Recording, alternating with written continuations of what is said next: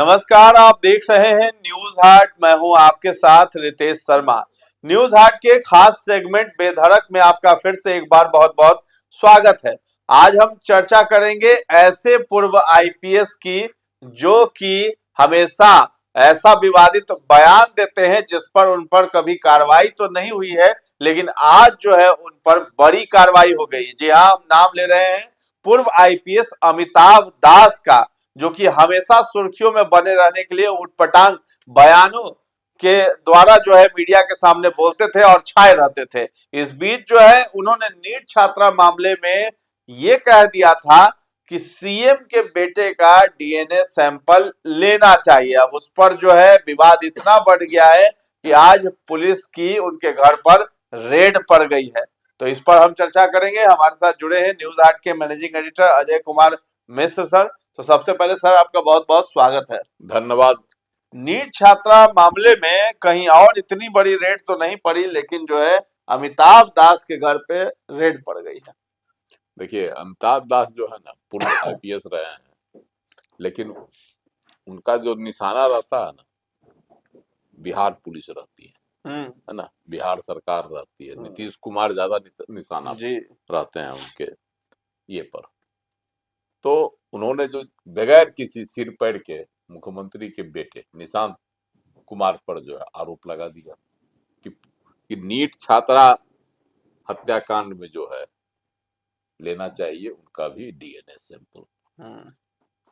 और यह social media पर पूरा चल गया। तो पुलिस इसी आधार पर जो है आज उनके घर चित्रगुप्त नगर स्थित उनके घर पर जो है छापा पड़ा है ना। पाटलिपुत्रा थाना के जो है स्काइज अपार्टमेंट में रहते थे, वहीं पे छापेमारी हुई है। स्काइज अपार्टमेंट में रहते थे के खिलाफ जो है पाटलिपुत्रा थाना में एफआईआर हुआ है। उसमें पुलिस ने आरोप लगाया है कि यह जो है तथ्यहीन है ना, बिना सबूत का सोशल मीडिया पर इस तरह का बयान दिया है जो भ्रामक है।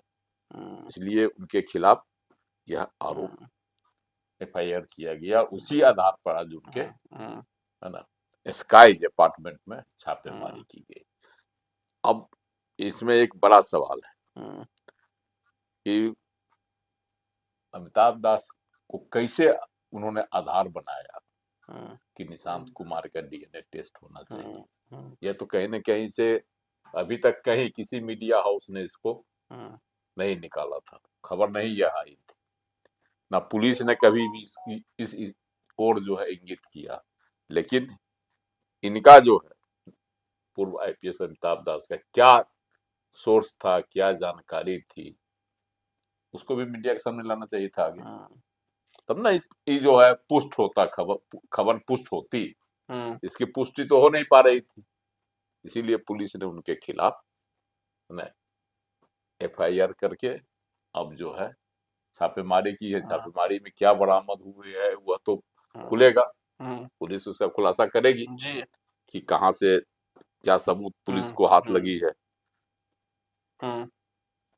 और इस केस की वजह से जो है जिस तरह से सोशल मीडिया पर उन्होंने चलाया, उससे कहीं न कहीं जो है निशांत कुमार की छवि को जो है धक्का पहुंचा। अमिताभ दास तो हमेशा उटपटांग बात बोलते हैं, कहते हैं कि विदेश भाग जाएंगे निशांत, जल्दी से सीएम को डीएनए सैंपल दे करके जो है इस तरह का पुष्टि करना चाहिए कि भाई इसमें मामला में हम लोग निर्दोष हैं। ये सब चीज, इस तरह का बयान जो है पूर्व आईपीएस अमिताभ दास के मुंह से, आईपीएस ऑफिसर रहे हैं। आपको याद होगा आनंद सिंह से भी इंटरव्यू हो रहा था, तो उनसे भी किसी ने सवाल पूछा था कि अमिताभ दास, उन्होंने सीधे बेबाक अंदाज में कह दिया था कि वो पगला है, वो पता नहीं कैसे आईपीएस बना दिया कोई उसको। हाँ, इंटरव्यू देखिए अनंत सिंह से जब इंटरव्यू लोग कर रहा था पत्रकार, जब वो जेल से छूट कर आए थे, तो उस समय भी उन्होंने बड़ा ही तीखा जो है जवाब दिया था आईपीएस अमिताभ दास के खिलाफ। और अपनी जो है एक तरह से कहेगी अपनी हेकरी या उटपटांग बयान की वजह से इनको नौकरी भी गंवानी पड़ी है ना। नौकरी भी इनकी गई, इसीलिए चली गई नौकरी। हाँ, अब एक कमरे में बंद रहते हैं, वहीं से बयान देते आते थे अमिताभ दास, लेकिन अभी तक उन पर कार्रवाई नहीं होती थी। लेकिन इस बार जो है रेड पड़ी है। इस बार पहली बार उनके खिलाफ जो है एफआईआर हुआ है, पुलिस ने एफआईआर की जी। तो अब उन पर जो है पटना पुलिस सख्ती बरतेगी और उसके बाद जो है ना उनका सारा जो जेल है भी जा सकते हैं, दिल्ली का जेल भी जा सकते हैं। जेल अब एफआईआर में अगर देखिए सोशल मीडिया पर आप भ्रामक समाचार चलाते हैं तो यह तो कहीं ना कहीं इसमें सजा का प्रावधान है। तो इस कहीं ना कहीं जो एफआईआर हुआ है तो अगर पुलिस को कोई सबूत हाथ लगेगा तो उनकी गिरफ्तारियां भी हो सकती है। इसमें कहीं से कोई गुरेज नहीं, गिरफ्तारियां भी हो सकती है।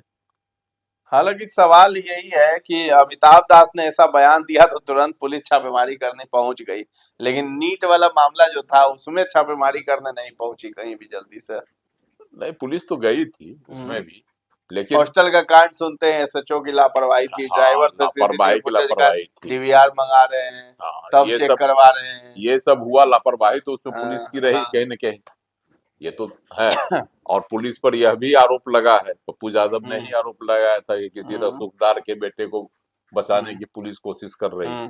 पप्पू यादव ने ही यह आरोप लगाया था। तो पप्पू यादव को भी गिरफ्तारियां हुई, उनको आज जमानत भी मिली है, एक से एक करके 4 केस उन पर लाद दिया गया था, उनको जो है जमानत भी आज मिल गई। चलिए, तो पूर्व आईपीएस अमिताभ दास के घर पर रेड पड़ी है। पाटलिपुत्रा थाना क्षेत्र के अंतर्गत जिस अपार्टमेंट में वो रहते थे वहां पर एक रेड हुई है। उनके खिलाफ जो है प्राथमिकी भी दर्ज की गई है, एफआईआर दर्ज हुआ है। सोशल मीडिया पर भ्रामक पोस्ट और वीडियो डालने के अनुसार जो है उन पर जो है ये एफआईआर दर्ज की गई है। अब देखना है कि अमिताभ दास पर किस तरीके की कार्रवाई पुलिस करती है, क्या उनकी गिरफ्तारी भी होती है या फिर उन्हें चेतावनी देकर के छोड़ दिया जाएगा, क्योंकि उन्होंने नीट छात्रा मामले पर, जो कि जिस मामले में सरकार की भी फजीहत हो रही है, बिहार पुलिस की भी फजीहत हो रही है, उसी पर अमिताभ दास की तरफ से ये बड़ा बयान दिया गया था कि सीएम के बेटे निशांत का डीएनए सैंपल पुलिस को लेना चाहिए, सार्वजनिक करना चाहिए कि उनकी भूमिका इसमें है कि नहीं है। अब ये किस परिप्रेक्ष्य में जो है उन्होंने अमिताभ दास ने इस बात को कहा होगा ये तो पुलिस ही बताएगी, लेकिन अभी उनके घर पर ये बड़ी छापेमारी हुई है। तो फिलहाल इस चर्चा को हम लोग यहीं पर विराम देते हैं। कैसा लगा ये कार्यक्रम बेधड़क हमें जरूर बताइएगा कमेंट सेक्शन में जा करके, और हमारे चैनल को अभी तक आपने सब्सक्राइब नहीं किया है तो जरूर कर लें। धन्यवाद।